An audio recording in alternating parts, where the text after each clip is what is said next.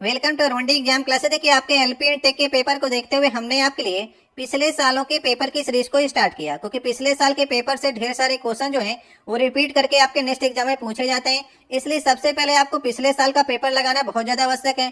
पहले देखिए, आपका एलपी का एग्जाम लगने वाला है, जो कि आपका स्टार्ट हो जाएगा 25 नवंबर से। इसके बाद दिसंबर में देखिए आपका टेक्नीशियन का पेपर लगा हुआ है, तो समय देखिए आपके पास बहुत ही ज्यादा कम है। इस अंतिम समय में आपको ढेर सारे प्रैक्टिस सेट लगाने और जो टॉपिक आपको नहीं तैयार है उस पर आपको विशेष तौर पर ध्यान देना है। यह हमारा एलपी टेक्निक सीरीज का 10वां वीडियो होगा। इसके पहले हमने आपको इसी प्रकार के 9 वीडियो कराए हैं, जिन्हें आप लोग प्ले लिस्ट जाकर के वहां पर से देख लीजिएगा। तो चलिए स्टार्ट करते हैं हम लोग आज के पहले क्वेश्चन से। आज का ये पहला क्वेश्चन है, इसमें आपको 2 कथन दिए गए, कथन ए और कथन बी। कथन ए में लिखा गया सोडियम का लैटिन नाम नाइट्रियम है और चांदी का लैटिन नाम अर्जेंटम है। तो आपको बताना है इन दोनों कथनों में से आपको कौन सा कथन सही लग रहा है। तो चलिए सबसे पहले एक बार आप लोग करने का प्रयास करिए। देखिए, आवर्त सारणी में तत्वों के जो प्रतीक चिन्ह है वो ज्यादातर हमने इंग्लिश भाषा से लिए हैं, लेकिन कुछ ऐसे भी तत्व हैं जिनको हमने लैटिन भाषा से लिया है और वही आपके एग्जाम में बार बार पूछा जाता है। जैसे कि सोडियम को हम लोग इंग्लिश में SODIUM लिखते हैं, तो इसका प्रतीक चिन्ह तो SO होना चाहिए था, लेकिन सोडियम का प्रतीक चिन्ह Na लिखा जाता है। Na इसीलिए लिखा जाता है क्योंकि इसको हमने लैटिन भाषा से नाइट्रियम लिया है और नाइट्रियम की स्पेलिंग जो होती है NaTrium होती है और इसका प्रतीक चिन्ह हमने Na जो है इसके आगे से इसी प्रकार से उठा लिया है। तो हमारा पहला कथन तो सही हो गया। और दूसरे में लिखा गया चांदी का लैटिन नाम अर्जेंटम है, यही बात बिल्कुल सही है, क्योंकि चांदी को हम लोग इंग्लिश में सिल्वर कहते हैं और चांदी का प्रतीक चिन्ह Ag होता है और Ag इसीलिए लिखा है क्योंकि चांदी को लैटिन भाषा में अर्जेंटम कहते हैं और अर्जेंटम को इस प्रकार से लिखा जाता है। इसीलिए हमने ए और जी को मिला करके Ag बना दिया है। तो दोनों हमारे कथन सही हो गए। आपके एग्जाम में देखिए लैटिन भाषा के कुछ और तत्व पूछे जाते हैं, उन्हें भी आपको याद करके चलना है। जैसे क्यूप्रम, कापर को हम लोग लैटिन भाषा में क्यूप्रम लिखते हैं, इसलिए कापर का प्रतीक चिन्ह Cu होता है। ठीक है, तो हमारे ये तीसरा तत्व हो गया, ये भी आपके एग्जाम में पूछा जाता है। इसके बाद पोटेशियम, पोटेशियम को P से लिखना चाहिए था, लेकिन पोटेशियम का लैटिन भाषा में नाम होता है कैलियम, इसीलिए जो हमारा पोटेशियम है उसका प्रतीक चिन्ह K से लिखा जाता है। और लोहा जो होता है उसको आयरन लिखते हैं हम लोग, लेकिन लोहा का जो लैटिन नाम होता है वो फेरम होता है, इसलिए लोहा को हम लोग Fe से लिखते हैं। तो ये भी हमारा लैटिन नाम जो लोहा का हो गया वो फेरम हो जाएगा। और गोल्ड जो होता है आपका उसे कहते हैं औरम, इसलिए गोल्ड का जो प्रतीक चिन्ह होता है वो Au होता है। तो इस प्रकार से इतने तत्व हैं, सोडियम हो गया, अर्जेंटम हो गया, क्यूप्रम हो गया, कैलियम हो गया, फेरम हो गया, औरम हो गया, इन सबको आपको याद करके चलना है। आपके एग्जाम में इसी प्रकार से लैटिन भाषा में ये नाम पूछेगा तो आपको तत्वों को पहचान करके बताना है। तो इसमें से कौन सा कथन सही होगा? दोनों कथन, कथन ए और कथन बी दोनों सही हैं। तो ऑप्शन नंबर कौन सा सही हो जाएगा? ऑप्शन नंबर हमारा सही हो जाएगा तीसरा वाला। दूसरा क्वेश्चन है, निम्नलिखित उल्लेखित गतिविधियों में से आपको बताना है इसी ऊर्जा मतलब कि पोटेंशियल एनर्जी को काइनेटिक ऊर्जा में कौन परिवर्तित किया गया है या किसमें परिवर्तित किया गया है। तो ये 4 ऑप्शन आपको दिए गए हैं। ए, पटाखे का विस्फोट, एक टार्च को ऑन करना, टार्च को ऑफ करना या पेंडुलम को झुलाना। तो आपको बताना है कि पोटेंशियल एनर्जी को काइनेटिक एनर्जी में किसमें चेंज किया गया। तो सही ऑप्शन होगा पेंडुलम को हिलाना। देखिए, पेंडुलम इस प्रकार से जो होता है वो स्थिर होता है, लेकिन जब आप उसे झुलाते हैं तो वही आपकी पोटेंशियल एनर्जी जो है वो काइनेटिक एनर्जी में चेंज हो जाती है और फिर से जब वो स्थिर होगा तो वो पोटेंशियल एनर्जी में अपने आ जाएगा। तो सही ऑप्शन होगा पेंडुलम को झुलाना जो है उसकी पोटेंशियल एनर्जी को गतिज ऊर्जा में चेंज करना होता है। तो ऑप्शन नंबर डी जो सही होगा। पटाखे का विस्फोट जो है वो आपकी केमिकल एनर्जी को काइनेटिक एनर्जी या फिर ऊष्मा ऊर्जा में चेंज करना होता है। तो ठीक है, जो पटाखे का विस्फोट होता है वो केमिकल एनर्जी को चेंज करना होता है। जब भी आपसे पोटेंशियल एनर्जी को काइनेटिक एनर्जी पूछेगा तो पेंडुलम को झुलाना सही करेंगे। ऑप्शन नंबर डी इसमें सही होगा। अब देखिए नेक्स्ट हमारा क्वेश्चन है, तीसरा क्वेश्चन है। इसमें पूछा जा रहा है यदि हम धामन सोडे की कुछ थोड़ी सी मात्रा लेते हैं और उसमें 1 ml HCl की मात्रा मिलाते हैं तो हम क्या देखेंगे, आपको बताना है। तो चलिए रिएक्शन को आपको देखना है, कैसे इसमें रिएक्शन होगी वही आपको बताना है। तो देखिए धामन सोडे का फार्मूला क्या होता है? धामन सोडे का फार्मूला होता है Na2CO3 होता है। इसमें क्या कर रहा है कि HCl मिलाना है, तो चलिए HCl हमने मिला दिया है। तो HCl मिलाने के बाद क्या होगा? NaCl बन जाएगा, एक तो ये बन गया। इसके बाद कार्बन डाइऑक्साइड गैस निकलेगी और पानी निकलेगा। तो यहाँ पर क्या पूछा गया, तो हम क्या देखेंगे? कार्बन डाइऑक्साइड गैस जो है वो तेज बुदबुदाहट के साथ निकलेगी, तो सही होगा ऑप्शन नंबर तीसरा। ठीक है, क्योंकि गैस जो है वो पानी के साथ में ऊपर की ओर निकलेगी, क्योंकि पानी भी इसके साथ में निकल रहा है, तो कार्बन डाइऑक्साइड गैस जो है बुदबुदाहट के साथ जो है वो निकलेगी। तो इस प्रकार से रिएक्शन को आपको याद करके चलना होगा, ये रिएक्शन को। तीसरा वाला ऑप्शन सही ऑप्शन होगा। अब देखिए नेक्स्ट हमारा चौथा क्वेश्चन है, यहाँ पर आपसे पूछा जा रहा है भार की एसआई इकाई क्या होगी, ये आपको बतानी है। एसआई का फुल फॉर्म होता है इंटरनेशनल सिस्टम ऑफ यूनिट, मतलब कि अंतरराष्ट्रीय पद्धति में आपको वेट की इकाई बतानी है। और वेट बराबर क्या होता है, वेट बराबर mg के होता है, और mg बराबर किसके होता है, फोर्स के होता है। मतलब कि जो बल की इकाई होगी वही आपकी वेट की इकाई होगी। तो बल की इकाई न्यूटन होती है, इसलिए भार की इकाई भी न्यूटन ही होगी। तो ये बात आपको याद रखनी है कि भार और बल की इकाई सेम होती है। कई बार आपके एग्जाम में क्वेश्चन पूछा गया है। यहाँ पर देखिए डाइन में लिखा गया है, डाइन ये भी जो है वो बल की इकाई होती है, लेकिन किस पद्धति में होती है, सीजीएस पद्धति में होती है। और सीजीएस पद्धति की इकाई जो होती है वो एसआई इकाई में नहीं मानी जाती है। एसआई इकाई जो है वो ज्यादातर आपकी एमकेएस पद्धति में होती है। ठीक है, तो यहाँ पर आपको याद भी रखना है कि 1 न्यूटन बराबर कितने डाइन के होता है, ये कई बार आपके एग्जाम में क्वेश्चन पूछा गया है। तो 1 न्यूटन बराबर 10 की पावर 5 डाइन के होता है। इसे आप लोग कहीं पर नोट डाउन कर लीजिएगा। तो सही ऑप्शन होगा ऑप्शन नंबर दूसरा। तो एसआई इकाई पूछेगा तो न्यूटन ही आपको सही करनी है। अब देखिए नेक्स्ट हमारा पांचवा क्वेश्चन है, एक वस्तु को 10 सेंटीमीटर की फोकस लंबाई वाले उत्तल लेंस के मुख्य अक्ष पर रखा जाता है। यदि लेंस से वस्तु की दूरी 30 सेंटीमीटर है तो प्रतिबिंब कितनी दूरी पर बनेगा, ये आपको बताना है। तो यहाँ पर देखिए सीधे सीधे लेंस का फॉर्मूला लगा दीजिए, 1/f बराबर 1/v माइनस 1/u। जहां पर u क्या है, जहां पर आप वस्तु को रख रहे हैं, v क्या है, जहां पर प्रतिबिंब बनेगा जितनी दूरी पर, और f क्या है, फोकस लंबाई है। तो फोकस लंबाई आपको दी गई है 10, तो 10 रख दीजिए। v आपको निकालना है और u आपको दिया गया है।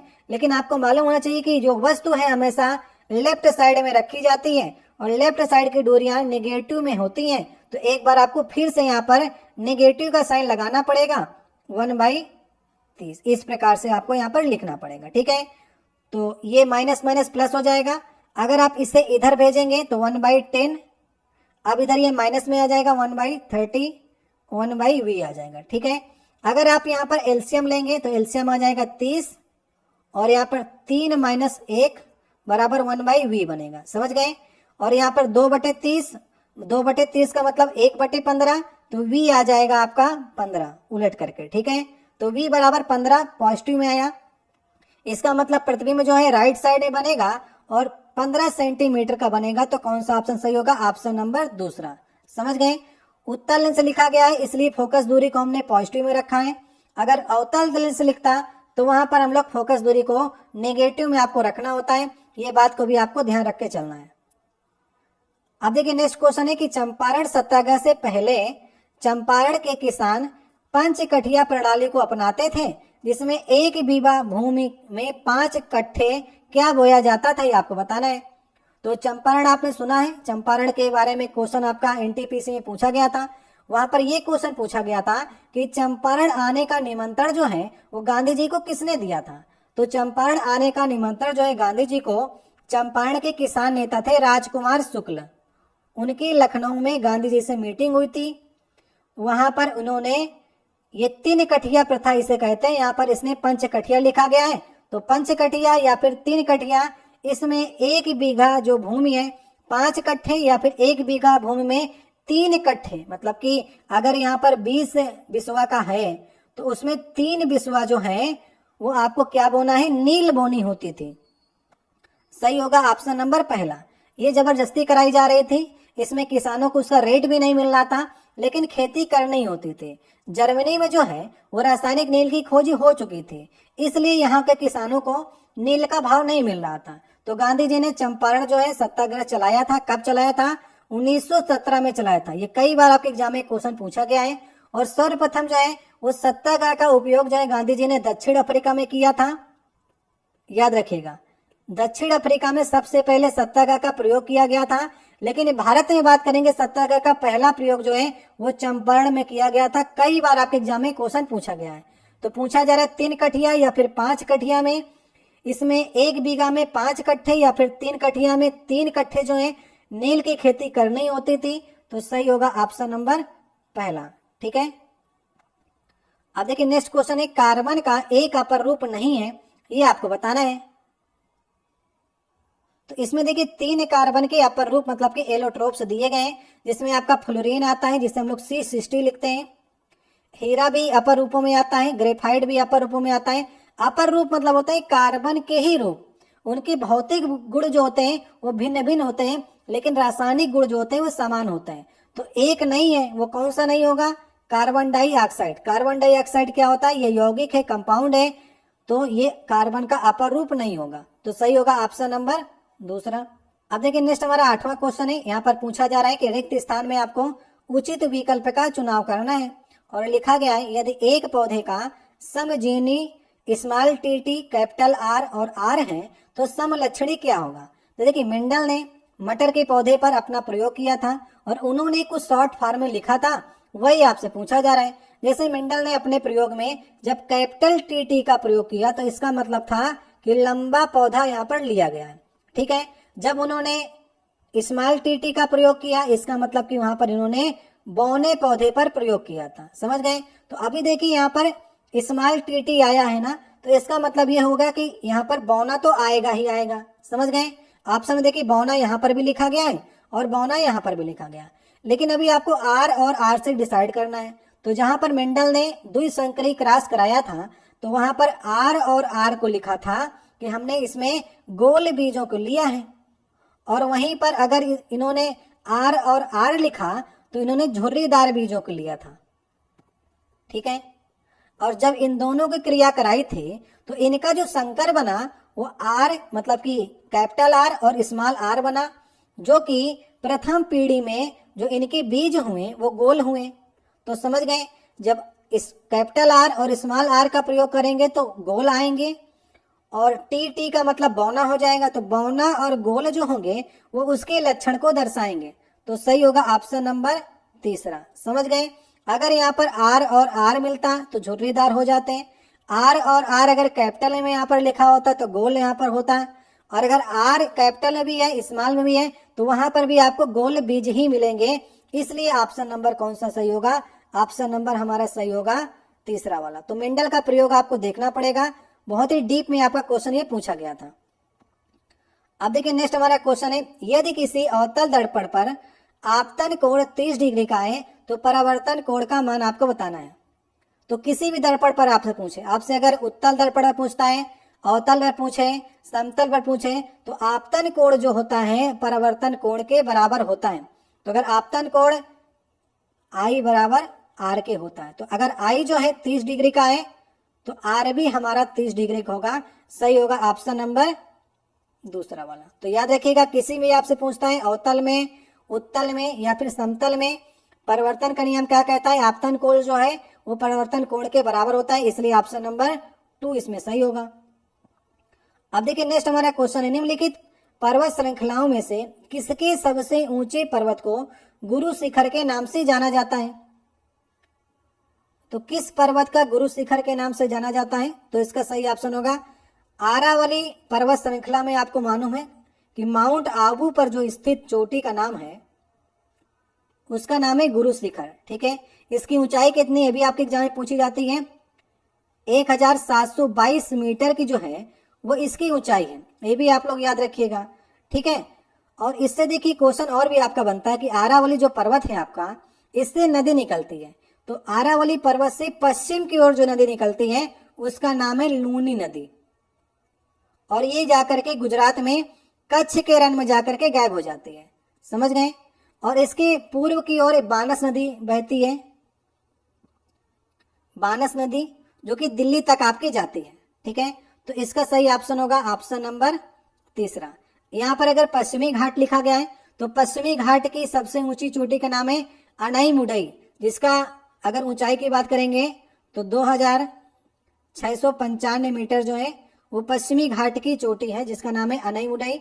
यहाँ पर सतपुड़ा की सबसे ऊंची चोटी की बात करेंगे तो धूपगढ़ है, इसे भी आप लोग याद कर लीजिएगा, और इसकी ऊंचाई है 1350 मीटर। यदि विंध्याचल पर्वत श्रृंखला से आपसे पूछता है तो अमरकंटक की पहाड़ी जो है ये सबसे ऊंची चोटी है, और इसकी ऊंचाई होगी 1036 मीटर। ठीक है, ये सारे क्वेश्चन आपको तैयार करके चलने हैं। अब देखिए नेक्स्ट हमारा क्वेश्चन है कि एनटीपी पर गैस एक्स के 10 ग्राम आयतन जो है 5.6 लीटर है, तो एक्स का आणविक भार क्या होगा ये आपको बताना है। देखिए आणविक भार का फार्मूला होता है, इसे आप कहीं पर नोट डाउन कर लीजिएगा, और जब भी आपसे इस प्रकार का क्वेश्चन पूछेगा तो बस इसी फार्मूले का यूज करिएगा, आप किसी भी सवाल गलत करके नहीं आएंगे। तो आणविक भार बराबर होता है द्रव्यमान, ठीक है, कहीं पर नोट डाउन कर लीजिएगा, द्रव्यमान बटे आयतन। और एनटीपी पर पूछा है ना, तो एनटीपी पर गैस के 1 मोल का आयतन जो होता है वो 22.4 लीटर होता है, तो उससे इसे मल्टीप्लाई करना पड़ेगा। ठीक है, तो अभी देखिए द्रव्यमान आपको कितना दिया गया, द्रव्यमान आपको दिया गया 10 ग्राम, तो 10 लिख लीजिए। आयतन आपको दिया गया है 5.6, तो 5.6 लिख लीजिए, और यहाँ पर 22.4 से आपको मल्टीप्लाई करना पड़ेगा, क्योंकि एनटीपी पर जो होता है वो गैस के 1 मोल का आयतन 22.4 होता है, तो यहाँ पर से निकल आएगा आणविक भार जो है वो 40 निकल के आ जाएगा। तो सही होगा ऑप्शन नंबर पहला वाला। तो इस प्रकार से कोई भी आपका पूछता है आयतन यहाँ पर चेंज कर सकता है, यहाँ पर ग्राम भी चेंज कर सकता है, तो इसी फार्मूले का आपको यूज करके निकालना होगा। अब देखिए नेक्स्ट हमारा 12 नंबर क्वेश्चन है, लोहा जो कि गुणों में कोबाल्ट और निकिल जैसा होता है को इन तत्वों से दूर रखा गया था, ये किनकी कमियों में से एक था, ये आपको बताना है।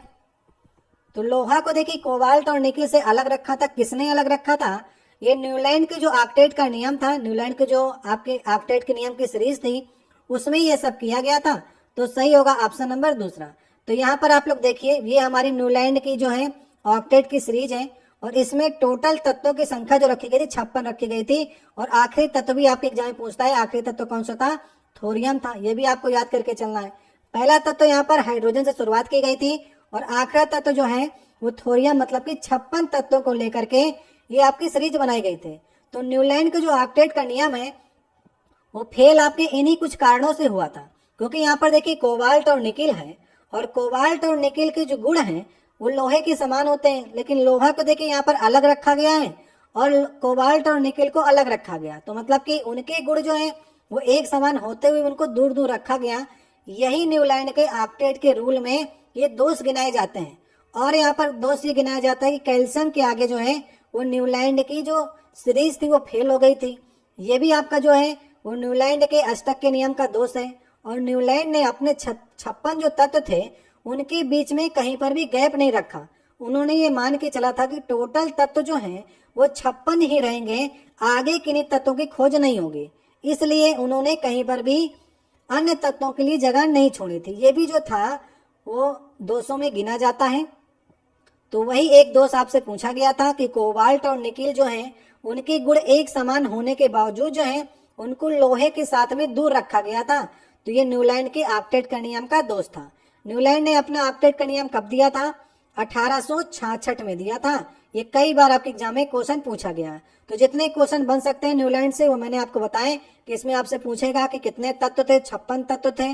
आखिरी तत्व आपसे पूछेगा थोरियम, पहला तत्व आपसे पूछेगा हाइड्रोजन, और पूछेगा संगीत के स्वर में किसने अपना ऑक्टेट का नियम दिया था, तो न्यूलैंड ने दिया था। इस प्रकार से कई क्वेश्चन जो है वो घुमा फिरा करके आपके एग्जाम में पूछे गए।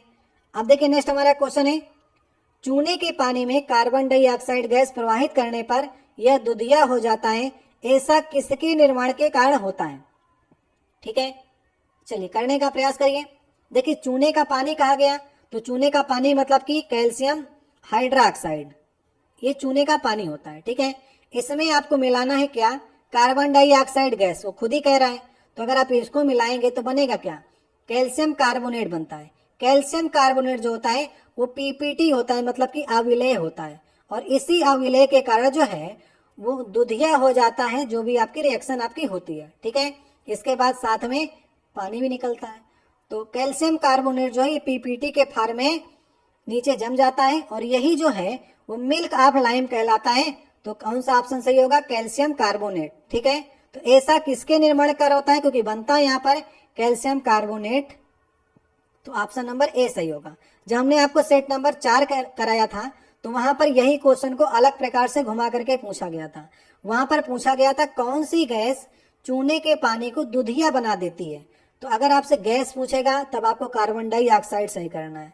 तो सेट नंबर जब हमने आपको चौथा कराया था तो वहां पर पूछा गया था कौन सी गैस चूने के पानी को दूधिया बना देती, तो आप कार्बन डाइऑक्साइड सही करना है।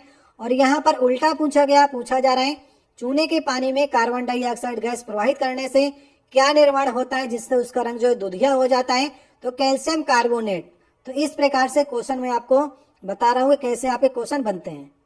अब देखिए नेक्स्ट हमारा करंट अफेयर से क्वेश्चन ये पूछा गया था पिछले सेट में, तो अभी हम लोग 2024 के डाटा के अनुसार इसे पढ़ने का प्रयास करेंगे। तो आपको बताना है कि जो भारतीय राष्ट्रपति हैं वो आपके इस समय जो द्रौपदी मुर्मू जी हैं वो किस राज्य से आती हैं, ये आपको बताना है। तो ये तो पुराना आपसे पूछा गया था रामनाथ कोविंद वाला। तो अभी आप लोग बताइए कि द्रौपदी मुर्मू जो हैं, जो कि हमारी 15वीं राष्ट्रपति हैं, ये किस राज्य की राज्यपाल थी, तो आपको याद रखना है कि ये झारखंड राज्य की राज्यपाल थी, लेकिन इनका निवास स्थान जो है वो उड़ीसा का है। इनमें दोनों आपको कंफ्यूज नहीं होना है। राज्यपाल पूछेगा राष्ट्रपति बनने से पहले तो झारखंड की थी, और यदि पूछता है कि जन्म स्थान कहाँ पर है तो उड़ीसा है। उसी प्रकार से जैसे आपका क्वेश्चन जो है वो 2018 में पूछा गया था कि रामनाथ कोविंद जी किस राज्य से आते हैं, तो उत्तर प्रदेश से आते हैं। अब देखिए नेक्स्ट क्वेश्चन है निम्नलिखित में से कौन सा नवीनीकरण ऊर्जा का स्रोत नहीं है। देखिए दो प्रकार की आपकी ऊर्जाएं होती हैं, एक आपकी नवीनीकरण, एक आपकी गैर नवीनीकरण। तो पूछा गया है कि इसमें से नवीनीकरण ऊर्जा का स्रोत नहीं है, मतलब कि गैर नवीनीकरण कौन सी होगी, तो ऑप्शन नंबर तीसरा जीवाश्म की जो ऊर्जा होती है वो गैर नवीनीकरण है। नवीनीकरण का मतलब वो होता है कि जहां पर से हम लोग ऊर्जा प्राप्त करते हैं वो स्वच्छ ऊर्जा हो और पर्यावरण प्रदूषण को कम करती हो ऊर्जा, जो हमें प्राकृतिक स्रोतों से मिलती है और जो खपत की तुलना में तेजी से फिर से भर सकती है, वे हमारी नवीनीकरण ऊर्जा में आती हैं। जो हमारी धीरे धीरे ऊर्जाएं खत्म हो रही हैं, जैसे कि आपका जीवाश्मों में आपका पेट्रोलियम हो गया, कोयला हो गया, प्राकृतिक गैसें हो गई, ये सभी आपकी गैर नवीनीकरण ऊर्जा में आती हैं। इनका निर्माण हम लोग फिर से नहीं कर सकते हैं और पर्यावरण प्रदूषक में भी ये लोग हानिकारक होती हैं। तो तीसरा वाला ऑप्शन सही ऑप्शन होगा। अब देखिए नेक्स्ट क्वेश्चन है कि नाइट्रोजन का परमाणविक द्रव्यमान 14 आपको दिया गया, हाइड्रोजन का 1 दिया गया है, तो अमोनिया का आणविक द्रव्यमान कितना होगा ये आपको बताना है। तो अमोनिया का देखिए फार्मूला क्या होता है, अमोनिया का फार्मूला होता है NH3।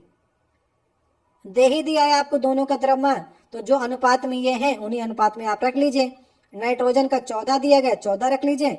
हाइड्रोजन 3 है, 1 का होता है 1, तो 3 का हो जाएगा 3, तो 14 3 17 हो जाएगा। तो ऑप्शन नंबर कौन सा सही हो जाएगा, ऑप्शन नंबर दूसरा सही हो जाएगा। ये तो आसान सा क्वेश्चन था। तो कहीं कहीं पर आपको देखिए द्रव्यमान नहीं भी देगा तो आपको ये याद करके चलना है कि नाइट्रोजन अगर 7 इसका परमाणु क्रमांक है तो 14 इसका जो है वो परमाणविक द्रव्यमान होता है। ये कई बार आपके एग्जाम में दे भी देगा और नहीं भी देगा, तो नहीं देगा तो आपको याद करके चलना है। अब देखिए नेक्स्ट क्वेश्चन है कि वायु का निरपेक्ष अपवर्तनांक सूचकांक कितना होगा, ये आपसे पूछा गया है। देखिए वायु का भी आपसे पूछा जाता है, आपके एग्जाम में पानी का भी पूछेगा, हीरे का भी पूछेगा, तो सबको आपको याद करके चलना है। निरपेक्ष मतलब होता है कि जब प्रकाश की किरण जो है वो निर्वात या फिर वायु से चलकर किसी माध्यम में प्रवेश करती है तो निर्वात के सापेक्ष आपको अपवर्तनांक जो है वो बताना होता है। तो वायु का पूछेगा तो याद करके चलिएगा, इसमें आपको कंफ्यूज कराया है, ठीक है। वैसे अगर देता है तो अप्रॉक्स में 1 होता है, लेकिन एग्जैक्ट आपसे पूछने का प्रयास किया है ना, तो एग्जैक्ट जो वैल्यू होती है वो ऑप्शन नंबर आपके चौथे में लिखी गई है। इसमें 3 जीरो के बाद में 3 होता है वायु का निरपेक्ष अपवर्तनांक, तो इसे आप लोग याद कर लीजिएगा, ठीक है। तो निरपेक्ष अपवर्तनांक कैसे निकालते हैं, तो U बराबर मतलब कि मैंने आपको बताया ना C/V होता है, जहां पर C क्या है निर्वात में प्रकाश की चाल है और V क्या है किसी माध्यम में प्रकाश की चाल है। इनका अनुपात करेंगे तो 1.003 मतलब 1 से थोड़ा से ज्यादा आता है। यदि आपसे पानी का निरपेक्ष अपवर्तनांक पूछता है तो वो भी आप लोग याद करके चलिएगा, पानी कितना होता है 1.333 होता है, ठीक है।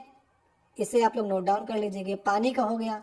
इसके बाद देखिए हीरे का भी आपसे पूछता है, हीरे का होता है 2.417, ये हीरे का होता है। तो ये दोनों आपके एग्जाम में पूछे गए थे, इसलिए मैंने आपको इनके साथ में जोड़ दिया है। अब देखिए नेक्स्ट क्वेश्चन है, यहाँ पर एक आपको रिएक्शन दी गई है, इसे आपको रिएक्शन बताना है ये किसका उदाहरण है। तो सबसे पहले हम लोग यहाँ पर रिएक्शन को देख लेते हैं और लिख करके समझेंगे कि यहाँ पर कौन सी रिएक्शन आपकी हो रही है। तो यहाँ पर देखिए इस प्रकार से आप रिएक्शन को लिख लीजिए। और अगर आपको देखना है कि ये आपकी अपचयन है, रिडक्स है, तो यहाँ पर आपको ऑक्सीडेशन नंबर इसका निकालना होगा। जैसे कि यहाँ पर अगर बात करें CuO में जो कॉपर का ऑक्सीडेशन नंबर होगा, ये प्लस में 2 होगा और ये माइनस में 2 होगा O का। हाइड्रोजन यहाँ पर अकेला है तो इसका ऑक्सीडेशन नंबर 0 होगा, कॉपर अकेला है तो 0 होगा। अगर यहाँ पर हाइड्रोजन की बात करेंगे तो हाइड्रोजन यहाँ पर +1 होगा और यहाँ पर ये -2 होगा। तो आप यहाँ पर देख सकते हैं जो कॉपर है उसका ऑक्सीडेशन नंबर क्या हो रहा है, 2 से 0 की ओर जा रहे हैं, मतलब कि घट रहा है। घट रहा है मतलब कि रिडक्शन हो रहा है, इसका रिडक्शन इसका हो रहा है, तो मतलब कि अपचयन हो रहा है। अब यहाँ पर हाइड्रोजन को देख लीजिए, हाइड्रोजन 0 से +1 की ओर जा रहा है, मतलब कि ये बढ़ रहा है। अगर बढ़ रहा है तो इसका हाइड्रोजन का ऑक्सीडेशन हो रहा है। अगर किसी रिएक्शन में रिडक्शन भी हो रहा है और ऑक्सीडेशन भी हो रहा है, उस रिएक्शन को हम लोग रिडॉक्स रिएक्शन कहते हैं। मतलब कि अपचयन और ऑक्सीकरण दोनों अगर होता है तो उस रिएक्शन को हम लोग रिडॉक्स रिएक्शन कहते हैं। तो सही होगा ऑप्शन नंबर हमारा लास्ट वाला। अब देखिए नेक्स्ट क्वेश्चन है कि मान लीजिए एक काल्पनिक ग्रह है जिसका द्रव्यमान जो है पृथ्वी के द्रव्यमान के आधा हो और त्रिज्या 1/3 हो। यदि पृथ्वी की सतह पर गुरुत्वाकर्षण के कारण जो है G लगता हो तो उस ग्रह पर आपको गुरुत्वाकर्षण का जो है त्वरण आपको बताना है। तो सबसे पहले आपको यहाँ पर फार्मूला आना चाहिए गुरुत्वाकर्षण त्वरण का। तो G बराबर क्या होता है, G बराबर होता है कैपिटल G me/RE²। ठीक है, यहाँ पर G क्या है, सर्वाधिक गुरुत्वाकर्षण नियतांक है।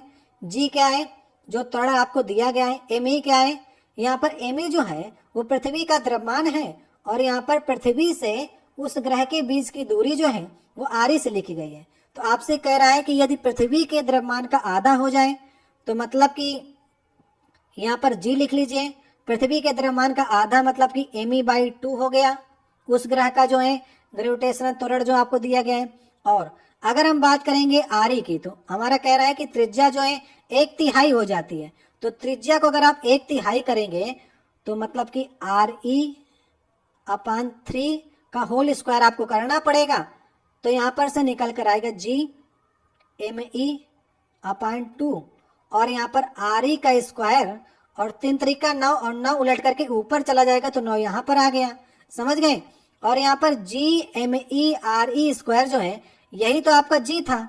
तो अगर हम इसको मान लेते हैं ये आपका G डैश हो गया तो G डैश बराबर 9/2 G के हो जाएगा। मतलब कि जो उस ग्रह का गुरुत्वाकर्षण कितना हो जाएगा, 9/2 G के हो जाएगा पहले वाले के। ठीक है, तो ये कहाँ पर लिखा गया है, ये हमारा ऑप्शन नंबर 2 में लिखा गया। तो ठीक है, जैसा कह रहा है वैसे रखते जाएंगे, उसी प्रकार से संबंध आपका आ जाएगा। अब देखिए नेक्स्ट हमारा 20 नंबर क्वेश्चन है। यहाँ पर पूछा जा रहा है वैज्ञानिक वर्गीकरण में वर्गीकरण की मूल इकाई क्या है, आपको बताना है। देखिए कैरोलस लीनियस को फादर ऑफ टेक्सोनॉमी कहा जाता है, मतलब कि वर्गीकी का पिता जो है वो कैरोलस लीनियस को कहा जाता है। ये कई बार आपके एग्जाम में पूछा गया है। तो वहां पर उन्होंने मूल इकाई से लेकर के उसके पूरे जगत तक उसका वर्णन किया है। तो इसे एक बार आप लोग नोट डाउन कर लीजिएगा। सबसे पहले उसकी छोटी जो मूल इकाई है किसी प्रजाति की, वो उसकी नस्ल या फिर स्पेसीज होती है। सही होगा ऑप्शन नंबर 2। तो सबसे छोटी इकाई या मूल इकाई जो होती है वो स्पेसीज होती है। तो पहले आपको देखिए स्पेसीज रखना है। इसके बाद क्या आता है, उसका वंश आता है जिसे हम लोग कहते हैं जीनस। यहां पर देखिए जाति जो है ये गलत लिखा गया, हिंदी में से वंश लिखना चाहिए था, याद रखिएगा। और नस्ल को हम लोग जाति कहते हैं। तो स्पेसीज जो है वो उसकी जाति हो गई, जाति रखेंगे। और फिर जीनस मतलब कि उसका वंश रखेंगे उसके बाद में। फिर उसके वंश के बाद में उसका कुल आता है जिसे हम लोग कहते हैं फैमिली। तो फैमिली उसका क्या हो गया, कुल हो गया या उसका परिवार हो गया। नेक्स्ट में उसके उससे बड़ी इकाई जो होगी वो उसका क्रम होगी जिसे हम लोग ऑर्डर कहते हैं या फिर इसे हम लोग गण भी कहते हैं। तो ऑर्डर हो गई, तो इसे आप लोग लिख लीजिए क्रम, जो कि आपके ऑप्शन में लिखा गया है। नेक्स्ट में देखिए ऑर्डर से बड़ा क्या होगा, उसकी इकाई जो होती है वो क्लास होती है जिसे हम लोग संघ वर्ग कहते हैं। ठीक है, उसके बाद उसका क्लास आता है जिसे हम लोग इंग्लिश में कहते हैं संघ वर्ग। इसके बाद में फाइलम मतलब कि उसका संघ आता है। पहले संघ वर्ग वर्ग, फिर उसका जो आ जाएगा संघ आ जाएगा, किस संघ का है, फिर लास्ट में जो है किस जगत का है वो, मतलब कि किंगडम जो है वो किस किंगडम मतलब किस जगत का है। तो इस प्रकार से ये इसकी जातियां जो है बढ़ती जाती हैं। तो मूल इकाई क्या होगी किसी भी अगर वर्गीकरण की, तो स्पेसीज मतलब कि जाति से उसकी मूल इकाई है, फिर जीनस वंश, फिर कुल, फिर क्रम, फिर संघ वर्ग, संघ, फिर जगत, सबसे बड़ा जो होगा जगत होगा, और सबसे मूल इकाई जो होगी वो यहाँ पर रखी गई है स्पेसीज। सही होगा ऑप्शन नंबर दूसरा। जैसे हम लोग समझ लेते हैं कि मानव को जो है अगर हम देखें तो इसका साइंटिफिक नेम क्या है, होमो सैपियंस कहते हैं मानव को, होमो सैपियंस। और आगे लिखा जाता है लिन, क्योंकि लिन नामक वैज्ञानिक ने इसका नामकरण किया था, क्योंकि लिन मतलब कि कैरोलस लिनियस। तो होमो यहाँ पर क्या हो जाएगा, इसका वंश हो जाएगा, मानव का वंश जो है होमो हो जाएगा, और सैपियंस इसकी जो हो जाएगी वो जाति हो जाएगी, मानव की जाति जो है वो सैपियंस है। और लिन जो है ये वैज्ञानिक का नाम है जिन्होंने इसका नाम दिया है। ठीक है, तो इस प्रकार से जो होता है किसी भी जीव की नामकरण प्रणाली में रखा जाता है, पहला उसका वंश होता है, दूसरा उसकी जाति, और तीसरा यहाँ पर वैज्ञानिक का नाम होता है। अब देखिए नेक्स्ट हमारा 21 नंबर क्वेश्चन है, हाल ही में किसने भारतीय ई वाणिज्य विशालकाय संस्था जो फ्लिपकार्ट है उसके नए सीईओ के रूप में कार्यभार संभाला है। तो आपको देखिए 2024 के डाटा के अनुसार आपको बताना है कि फ्लिपकार्ट जहां से आप लोग सामान खरीदते हैं ना, ई वाणिज्य संस्था है, तो फ्लिपकार्ट के सीईओ 2024 में कौन है, तो जो आपके 2018 में बनाए गए थे कल्याण कृष्ण मूर्ति, वही इस समय भी आपके फ्लिपकार्ट के सीईओ हैं, अभी तक चेंज नहीं हुए। तो ये नाम आप लोग याद कर लीजिएगा। अगर आपसे देखिए अमेजन के पूछता है, अगर फ्लिपकार्ट पूछा है तो अमेजन के पूछ सकता है, तो इनके भी आप लोग याद रखिएगा। फ्लिपकार्ट कौन है, एनडी जेसी हैं। ठीक है, एनडी जेसी जो है अमेजन के हैं।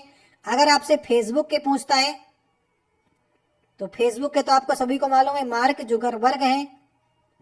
इसके बाद आपसे यूट्यूब के पूछता है, यूट्यूब के आपसे पूछ सकता है, ठीक है, क्योंकि ये नील मोहन बने, तो नील मोहन को आप लोग अपडेट कर लीजिएगा। एप्पल के अगर आपसे पूछता है एप्पल के कौन है, तो एप्पल के तो लगातार आपके टिम कुक ही हैं। तो आप लोग यूट्यूब के याद करके चलिएगा, नील मोहन है, और अमेजन के एनडी जेसी हैं, और फ्लिपकार्ट के तो 2018 से बने हुए हैं कल्याण कृष्ण मूर्ति। तो इसे आप लोग 2024 के अनुसार जो है अपडेट कर लीजिएगा। अब देखिए नेक्स्ट हमारा 22 नंबर क्वेश्चन है, अधात्विक गुण बढ़ता है, ये आपको बताना है। इन 4 ऑप्शन में से देखें किस ऑप्शन में आपको सही लग रहा है। तो हमने आपको बताया था जो हमारी आवर्त सारणी है, इसमें लेफ्ट साइड में जो आपके तत्व हैं उसमें धातुओं को रखा गया है, और राइट साइड में जो हमारे तत्व हैं उनमें अधातुओं को रखा गया है। इन दोनों के बीच में उपधातु को रखा गया है जो धातु और अधातु को अलग करने का काम करता है।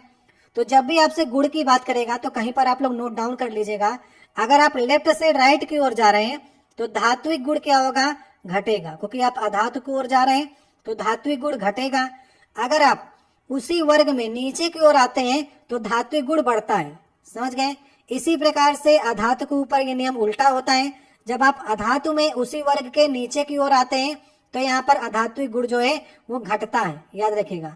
अधात्विक गुण नीचे की ओर आने पर घटता है, और धातुओं पर उसी वर्ग में नीचे आने पर धात्विक गुण बढ़ता है। लेफ्ट से राइट की ओर जाने पर धात्विक गुण जो है घटेगा और अधात्विक गुण बढ़ेगा। तो देख लीजिए तत्वों में कहाँ पर हम लोग लेफ्ट से राइट की ओर जा रहे हैं। तो देखिए सोडियम हमारा पहले वर्ग में आता है और क्लोरीन हमारा 7वें वर्ग में आता है। तो 1 से 7 की ओर जा रहे हैं, मतलब कि हम लोग लेफ्ट से राइट की ओर जा रहे हैं, तो धात्विक गुण घटेगा और अधात्विक गुण बढ़ेगा। तो ऑप्शन नंबर सही हो जाएगा हमारा लास्ट वाला। इन चारों ऑप्शन को भी देख लेते हैं। जैसे यहाँ पर लिखा गया मैग्नीशियम से बेरियम तक, तो मैग्नीशियम से बेरियम जो है उसी ग्रुप में नीचे की ओर जा रहे हैं, तो उसी ग्रुप में नीचे की ओर जाएंगे तो धात्विक गुण बढ़ेगा, तो ये ऑप्शन तो गलत हो गया। पोटेशियम से सीजियम, हम पहले वाले वर्ग मतलब पहले वाले जो हमारा वर्ग है उसमें हम नीचे की ओर जा रहे हैं, तो इसमें भी धात्विक गुण जो है वो बढ़ेगा क्योंकि हम नीचे की ओर जा रहे हैं। तो इसमें अधात्विक गुण का कोई लेना देना नहीं है क्योंकि हम धातुओं की बात कर रहे हैं। ऑक्सीजन से सेलेनियम तक, अगर ऑक्सीजन से हम लोग सेलियम तक जा रहे हैं मतलब नीचे की ओर जा रहे हैं, अब हम लोग अधातु के ऊपर आ गए और हमने आपको बताया कि अधातुओं में ऊपर से नीचे की ओर आने पर अधात्विक गुण जो है घटता है और ऊपर वाले का सबसे ज्यादा होता है, नीचे वाले का सबसे कम होता है। तो यहाँ पर तो घटेगा, ये तो धातुओं की बात कर रहा है। तो ऑप्शन नंबर डी सही होगा। ठीक है, तो सारे ऑप्शन को आपको समझ करके चलना है। अब देखिए नेक्स्ट हमारा क्वेश्चन है, जब एक नाविक आगे की ओर कूदता है तो नाव पीछे की ओर हटती है, तो यह किसका नियम जो है न्यूटन का नियम दर्शाता है। तो नाविक जब आगे की ओर कूदता है तो पीछे एक फोर्स लगाता है, उसी फोर्स के कारण जो है नाव पीछे जाती है और आदमी आगे आता है। तो ये न्यूटन का तीसरा नियम है, क्रिया प्रतिक्रिया का नियम कहते हैं इसे। सही होगा ऑप्शन नंबर तीसरा। ठीक है, जैसे रॉकेट हमारा आगे बढ़ता है तो रॉकेट कैसे आगे बढ़ता है, गैसें नीचे की ओर फोर्स लगाती हैं तो रॉकेट ऊपर की ओर बढ़ता है। तो इसी प्रकार से ये भी आपकी नाव है, जब आप आगे की ओर कूदते हैं तो पीछे क्रिया प्रतिक्रिया का नियम लगता है, तो ये गति का तीसरा नियम होता है और यही आपसे पूछा गया था। अब देखिए नेक्स्ट हमारा क्वेश्चन है, किसी अनुदैर्ध्य तरंग में लगातार दो संपीड़न और लगातार दो विरलीकरण प्रक्रियाओं के बीच की दूरी को क्या कहा जाता है। जैसे आपने तरंग का यहाँ पर चित्र देखा होगा, इस प्रकार से तरंग जो है वो संपीड़न, मतलब कि जब तरंग के कण जो है वो पास पास आ जाते हैं, उसे कहते हैं संपीड़न। तो संपीड़न ऊपर वाला होता है और विरलन नीचे वाला होता है, समझ गए। तो इस प्रकार से आपने चित्र को देखा होगा, जो अंदर तरंग में आपकी ध्वनि का आपने चित्र को देखा होगा। तो अगर हम लोग यहाँ पर बात करते हैं, ये 20 से हम लोग इसे डिवाइड कर दें, तो ये क्या कह रहा है, दो संपीड़न और दो लगातार विरलन। तो संपीड़न पहला ये हो गया, एक संपीड़न ये, एक संपीड़न ये, इसके बाद एक विरलन ये नीचे वाला विरलन और एक ये। तो दो संपीड़न और दो विरलन के बीच की दूरी को हम लोग तरंग दैर्ध्य कहते हैं। सही होगा ऑप्शन नंबर दूसरा, इसे लेमडा से करते हैं, समझ गए आप लोग। और इसके हाईएस्ट पॉइंट को क्या कहते हैं, स्रंग कहते हैं, और इसके लोवेस्ट पॉइंट को गर्त कहते हैं। ये भी आपके एग्जाम में क्वेश्चन पूछा गया है। तो दो लगातार संपीड़न और विरलन के बीच की दूरी को लेमडा या फिर तरंग दैर्ध्य कहते हैं। बस आपको सिंपल सा इतना ही याद रखना है। अब देखिए नेक्स्ट हमारा क्वेश्चन है, किस टीम ने जनवरी 2018 में पहली बार रणजी ट्रॉफी जीत करके इतिहास रच दिया था। तो अभी हम लोग 2024 का डाटा याद करके चलेंगे। तो बताइए 2024 में किसने रणजी ट्रॉफी जीती है। तो 2023 और 24 का जो डाटा के अनुसार जो है रणजी ट्रॉफी जीती है मुंबई ने। किसको हरा करके जीती है, विदर्भ को हरा करके जीती है। विदर्भ टीम जो है ये मुंबई में विदर्भ पड़ता है, लेकिन दो टीमें, एक मुंबई है आपकी विदर्भ। तो मुंबई ने जीता है 2023 का रणजी ट्रॉफी।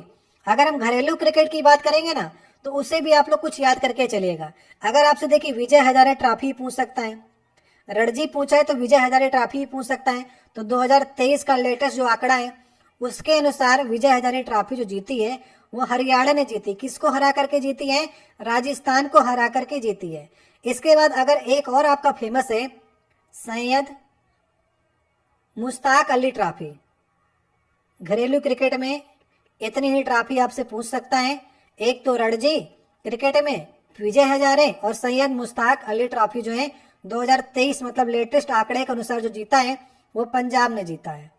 किसको हरा करके जीता है, वडोदरा को हरा करके जीता है। तो इसे आप लोग अपडेट कर लीजिएगा। 2018 में विदर्भ जीता था, लेकिन 2023-24 में मुंबई जीता है विदर्भ को हरा करके। आज का देखिए लास्ट क्वेश्चन है, ये आपको बताना है कि उस विटामिन का नाम बताइए जिसकी कमी के कारण जो है अत्यधिक खून बहने लगता है। तो ये क्वेश्चन मैं आपके लिए छोड़े जा रहा हूँ, इसका जवाब आपको कमेंट बॉक्स में देना है। हमने आपको इस सेट में 26 क्वेश्चन कराए हैं और आशा करते हैं जो पढ़ने वाले स्टूडेंट हैं इन 26 क्वेश्चन में कम से कम आप लोग 20 क्वेश्चन तक सही करने का प्रयास किए होंगे। यदि आपके 20 क्वेश्चन सही हो रहे हैं इसका मतलब आप एक मीडियम स्टूडेंट हैं। और थोड़ा अगर आप आगे बढ़ेंगे, क्योंकि पिछले साल के ढेर सारे रिपीटेड क्वेश्चन है, तो अगर आप 20 प्लस स्कोर करते हैं तो आप एक अच्छे स्टूडेंट की श्रेणी में आ जाएंगे। तो इसका आप लोग जवाब दीजिएगा, उस विटामिन का नाम बताइए जिसके कमी के कारण जो है वो खून बहने लगता है। तो ये 4 ऑप्शन है, इनमें आपको कमेंट बॉक्स में जवाब देना है। इन 26 प्रश्नों में आपने कितने प्रश्न सही किए हैं इसे आप कमेंट बॉक्स में बता सकते हैं। अब देखिए हमारे 10 सेट कंप्लीट हो गए हैं और अब हम रिपीटेड क्वेश्चन आपको नहीं करा रहे हैं, ठीक है। जो हमारे 10 सेट में पुराने जो 3-4 क्वेश्चन बार बार रिपीट हो रहे थे, जैसे इसमें आपका F बराबर ma से कुछ फार्मूले पूछे जा रहे थे, G की वैल्यू पूछी जा रही थी, लगातार कुछ सेटों में रिपीट हो रहे थे क्वेश्चन, V बराबर L लेमडा से वो क्वेश्चन हम आपको 2-3 बार पिछले सेटों में करा चुके हैं। तो अब रिपीटेड क्वेश्चन जो है वो हम कम कराने का प्रयास कर रहे हैं, ठीक है। जो हमारे नए नए क्वेश्चन होंगे वही आपको नेक्स्ट हमारे जो आगे की सीरीज है आपके एग्जाम तक की, उसमें आपको सारे नए क्वेश्चन देखने को मिलेंगे।